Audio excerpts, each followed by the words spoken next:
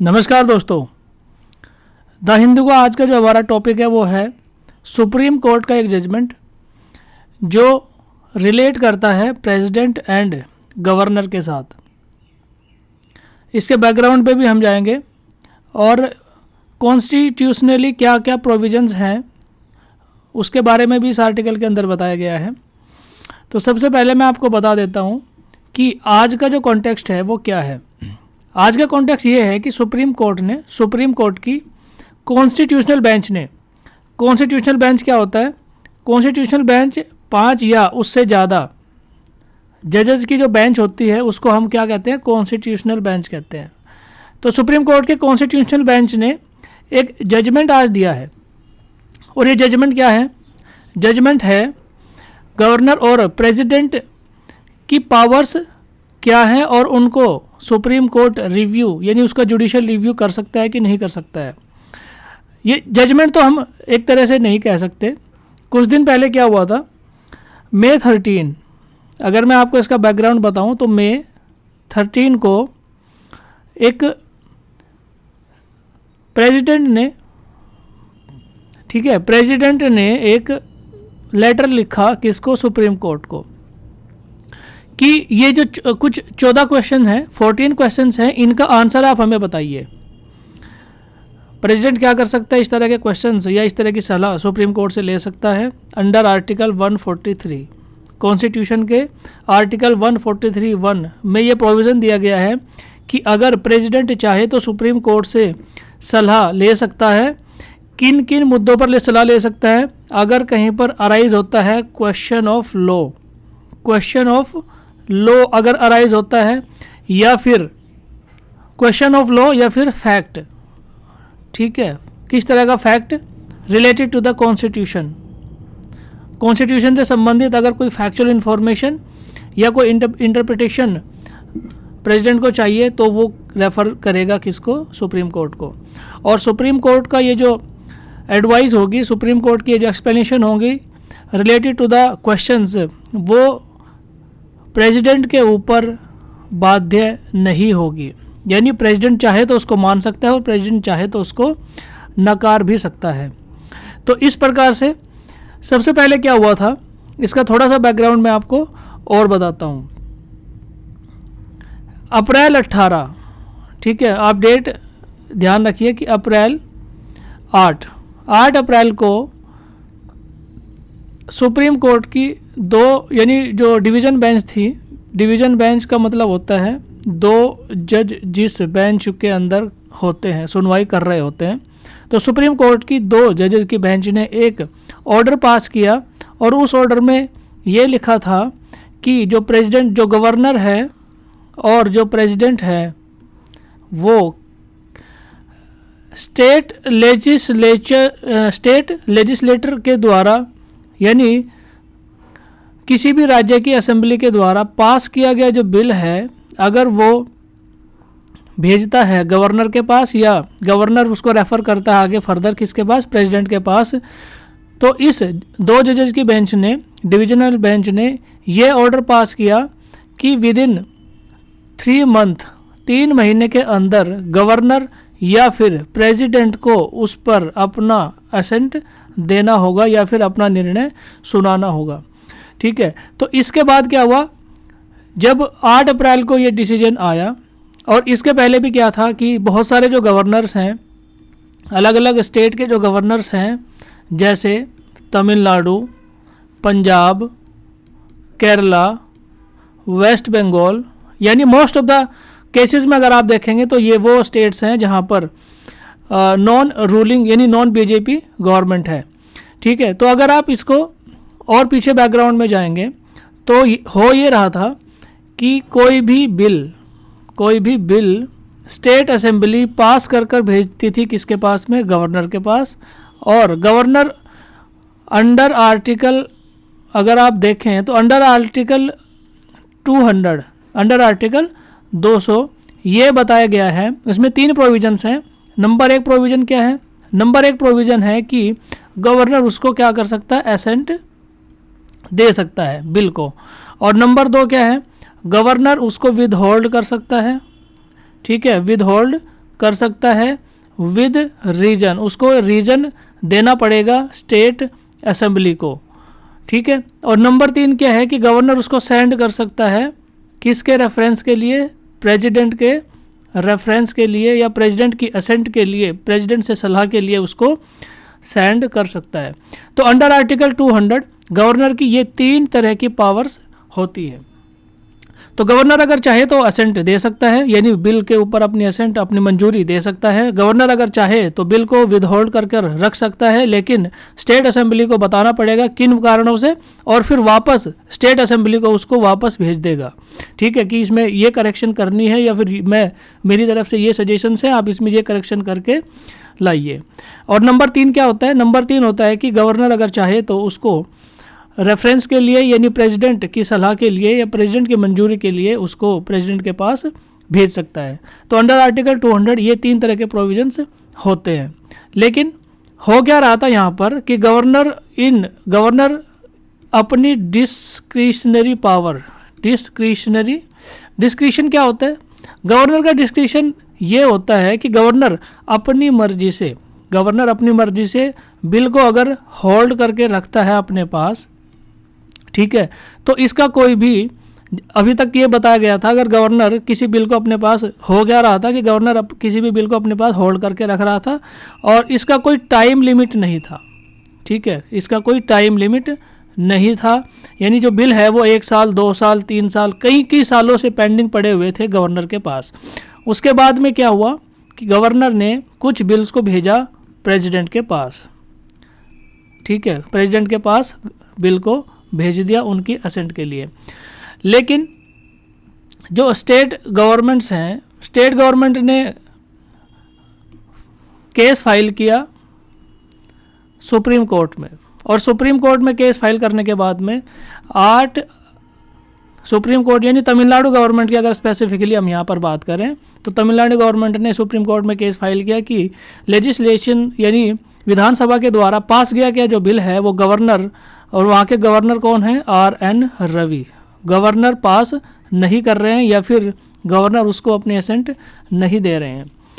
तो 8 अप्रैल को ये 2 जजेस की बेंच ने 8 अप्रैल को ये ऑर्डर दिया कि गवर्नर या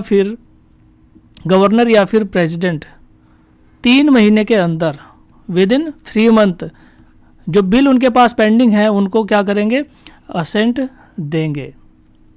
तो एक तरह से क्या हो गया, गवर्नर के लिए ऑर्डर हो गया और प्रेसिडेंट के लिए भी एक तरह से क्या हुआ, ऑर्डर सुप्रीम कोर्ट ने कर दिया। अब बात आती है कॉन्स्टिट्यूशनल क्राइसिस की। कॉन्स्टिट्यूशनल क्राइसिस किस प्रकार से का है कि क्या सुप्रीम कोर्ट प्रेसिडेंट को ये ऑर्डर दे सकते हैं, क्या सुप्रीम कोर्ट प्रेसिडेंट को ये ऑर्डर दे सकते हैं कि आप 3 मंथ के अंदर किसी बिल को जो उनके पास पेंडिंग है असेंट के लिए उनको आप असेंट दीजिए। अब यहाँ पर रोल निकल कर आता है कॉन्स्टिट्यूशन का आर्टिकल 143(1) और कॉन्स्टिट्यूशन का आर्टिकल 143(1) क्या कहता है, 143(1) ये कहता है कि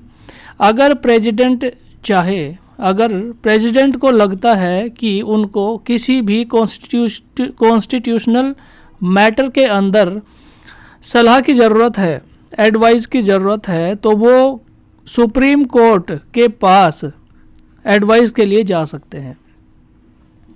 आर्टिकल 143 कहता है कि अगर प्रेसिडेंट को लगता है और किन किन कारणों से, क्वेश्चन ऑफ लॉ, अगर क्वेश्चन ऑफ लॉ अराइज होता है या कोई फैक्ट कॉन्स्टिट्यूशन से रिलेटेड अराइज होता है और प्रेसिडेंट को लगता है कि उनको सलाह की ज़रूरत है तो वो सुप्रीम कोर्ट के पास सलाह के लिए जा सकते हैं। तो सुप्रीम कोर्ट क्या करेगा, उनको सलाह देगा, एडवाइस करेगा, और ये जो एडवाइस है it is not bound on the president, ये प्रेसिडेंट के ऊपर बाउंडिंग नहीं है। प्रेसिडेंट चाहे तो इसको माने और प्रेसिडेंट चाहे तो इस सलाह को नकार सकते हैं। तो 13 मई को प्रेसिडेंट ने या प्रेसिडेंट के ऑफिस की तरफ से सुप्रीम कोर्ट को एक लेटर लिखा गया और उस लेटर में 14 क्वेश्चन अराइज किए गए। उस लेटर में क्या किए गए, 14 क्वेश्चंस अराइज किए गए और उन सवालों के जवाब सुप्रीम कोर्ट से मांगे गए। ठीक है, अब हम आते हैं लेटेस्ट कॉन्टेक्स्ट क्या है। लेटेस्ट कॉन्टेक्स्ट यही है कि जब प्रेसिडेंट ने ये 14 क्वेश्चंस अराइज किए और सुप्रीम कोर्ट से आंसर मांगा तो सुप्रीम कोर्ट ने एक कॉन्स्टिट्यूशनल बेंच का गठन किया, क्योंकि अगर कोई कॉन्स्टिट्यूशनल मैटर है तो उसको केवल और केवल कॉन्स्टिट्यूशनल बेंच ही सुनवाई कर सकती है। तो 5 जजेस की ये बेंच थी, जिसमें हमारे सीजेआई और जो अभी डेजिग्नेट सीजेआई है सूर्यकांत शर्मा जी, आई थिंक उनका नाम सूर्यकांत ही है। तो अभी जो हमारे सुप्रीम कोर्ट के चीफ जस्टिस बनने वाले हैं सूर्यकांत जी, और BR गवई साहब जो अभी करंट में सुप्रीम कोर्ट के चीफ जस्टिस हैं वो, और अन्य जजेस, इन्होंने इस पर क्या किया, सुनवाई की। इन्होंने इस पर सुनवाई की और सुनवाई करने के बाद में उन्होंने ये जो 14 क्वेश्चन प्रेसिडेंट ने पूछे थे उनका आंसर, ठीक है, उनका आंसर एक तरह से क्या हुआ है, पब्लिश हुआ है। उनका आंसर उन्होंने प्रेसिडेंट को लिखकर भेजा है। उसमें उसी के ऊपर ये आर्टिकल है कि उन्होंने क्या लिखा है। तो आज का हमारा जो कॉन्टेक्स्ट है, यानी इस आर्टिकल से रिलेटेड आज का क्या कॉन्टेक्स्ट है, आज के कॉन्टेक्स्ट में मैं आपको अगर बताऊं तो कोर्ट ने एक निर्णय दिया है या फिर कोर्ट ने एक डिसीजन दिया है, ये डिसीजन कह लीजिए, या फिर वो जो क्वेश्चंस प्रेसिडेंट ने पूछे थे कोर्ट से उनका आंसर कोर्ट ने आज पब्लिश किया है। और इसमें सबसे पहले कोर्ट ने बोला है, 5 जजेस जो बेंच थी कोर्ट की, उसमें 16 प्रेसिडेंशियल रेफरेंसेस। देखिए प्रेसिडेंशियल रेफरेंसेस का क्या मतलब होता है, प्रेसिडेंशियल रेफरेंसेस का मतलब ये होता है कि प्रेसिडेंट अगर, ठीक है, प्रेसिडेंट अगर सुप्रीम कोर्ट से क्वेश्चन पूछ रहे हैं, ठीक है, तो क्वेश्चन किस फ्रेमवर्क के अंदर, आर्टिकल 143 ऑफ द कॉन्स्टिट्यूशन के अंदर पूछ रहे हैं, और सुप्रीम कोर्ट को उनका जवाब देना होता है। सुप्रीम कोर्ट को उन पर अपनी जो सलाह है वो देनी होती है प्रेसिडेंट को। इसी को कहते हैं प्रेसिडेंशियल रेफरेंस। और इसमें सबसे पहले सुप्रीम कोर्ट ने बोला है कि courts can not Fetter president और गवर्नर, यानी कोर्ट्स क्या नहीं कर सकते हैं, कोर्ट्स प्रेसिडेंट और गवर्नर को बेड़ियों में नहीं बांध सकते हैं।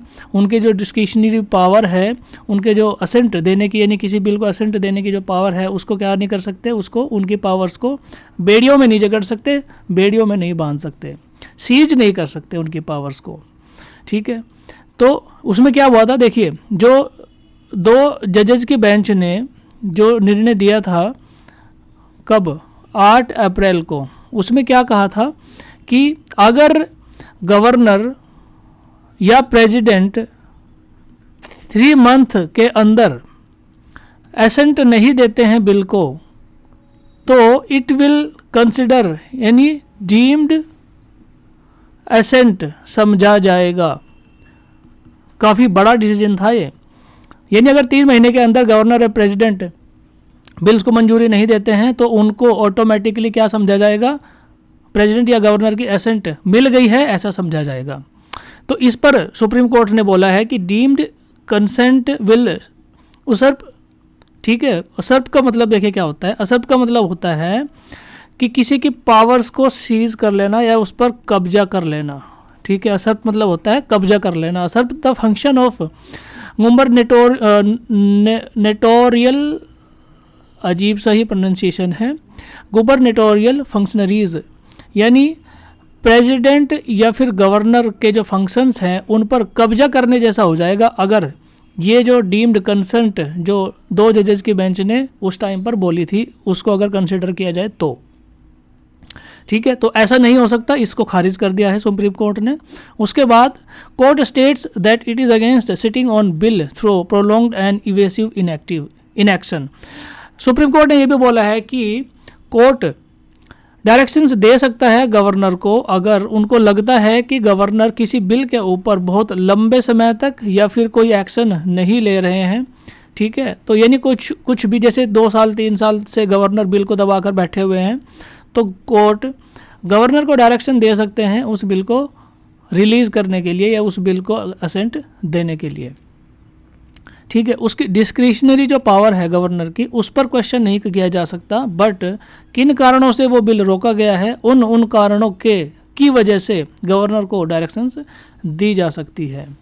ठीक है, सुप्रीम कोर्ट ने बोला है कि अगर इस तरह की घटनाएं होती हैं, डिलेइंग बिल्स, यानी बिल को अगर डिले किया जाता है, तो जो स्पिरिट ऑफ द लेजिस्लेचर है या स्पिरिट ऑफ द पीपल है, जो कहाँ निहित होती है, जो बसती है स्टेट लेजिस्लेचर के अंदर, यानी विधानसभा, जहाँ पर लोगों को चुनकर भेजा है, जहाँ पर एमएलएज को चुनकर भेजा है लोगों ने, तो उनकी स्पिरिट को ख़त्म करती है, उनकी स्पिरिट को दबाती है। अगर उनके हितों के लिए जो बिल पास किए जा रहे हैं वहाँ पर उनको असेंट नहीं मिलती है, उनको मंजूरी नहीं मिलती है।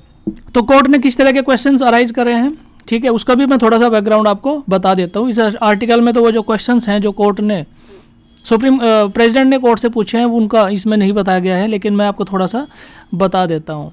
ठीक है, 14 क्वेश्चन है। सबसे पहले सुप्रीम कोर्ट ने सबसे पहले प्रेसिडेंट ने सुप्रीम कोर्ट से ये पूछा कि क्या गवर्नर को गवर्नर के क्या क्या अधिकार हैं। ठीक है, इसमें पूछा गया है कि आर्टिकल 200 के अंदर गवर्नर के क्या क्या अधिकार हैं और गवर्नर किस प्रकार से एक्ट कर सकता है अगर कोई बिल उनके सामने अराइज होता है, उनके सामने उनकी असेंट के लिए आता है। तो अभी सबसे पहले स्टार्टिंग में मैंने आपको बताया था, सबसे पहले होता है कि गवर्नर बिल को क्या कर सकता है, असेंट दे सकता है, या फिर नंबर 2 पे क्या है कि गवर्नर उसको क्या कर सकता है, विदहोल्ड। ठीक है, विदहोल्ड कर सकता है रीज़न के साथ में, रीज़न बताना पड़ेगा स्टेट असेंबली को रीज़न बताना पड़ेगा। और नंबर 3 क्या होता है, नंबर 3 होता है कि गवर्नर उस बिल को प्रेसिडेंट के रेफरेंस के लिए प्रेसिडेंट के पास रेफ़र कर सकता है, भेज सकता है। ठीक है, तो ये 3 तरह की जो पावर्स हैं वो सुप्रीम कोर्ट को पूछी थी प्रेसिडेंट ने, इनका आंसर इस तरह से दिया गया है। उसके बाद ये आता है कि क्या गवर्नर की जो डिस्क्रिशनरी पावर है उस पर गवर्नर की क्या डिस्क्रिशनरी पावर है, ये जो 3 पावर्स यहाँ पर बताई गई है गवर्नर की, क्या इसमें जुडिशियल रिव्यू किया जा सकता है, क्या इसका जुडिशियल रिव्यू यानी क्या ये कानून के दायरे के अंदर आता है। तो इस पर सुप्रीम कोर्ट ने बोला है कि until unless prolonged and evasive inaction, अगर बिल बहुत लंबे समय तक लंबित नहीं है, बहुत लंबे समय से लटका कर नहीं रखा गया है, या फिर उस पर कोई काम नहीं हुआ है, तो और जो बिल है वो क्या है, वो जनता की जो स्पिरिट है, पब्लिक की जो स्पिरिट है, वो उसको अपहोल्ड करने वाला बिल है, यानी उनके भलाई के लिए बनाया गया बिल है। तो ऐसी कंडीशन में लिमिटेड एक्शन लिया जा सकता है। तो इस तरह के जो बिल हैं, इस तरह के जो क्वेश्चंस हैं वो अराइज हुए हैं, इस तरह के जो क्वेश्चंस हैं वो प्रेसिडेंट ने लगभग 14, कुछ कॉमन क्वेश्चंस भी थे, वो 14 क्वेश्चंस पूछे हैं प्रेसिडेंट ने सुप्रीम कोर्ट से, और उनके ऊपर ही ये जो हमारा आज का टॉपिक था वो उस पर ही बेस्ड था।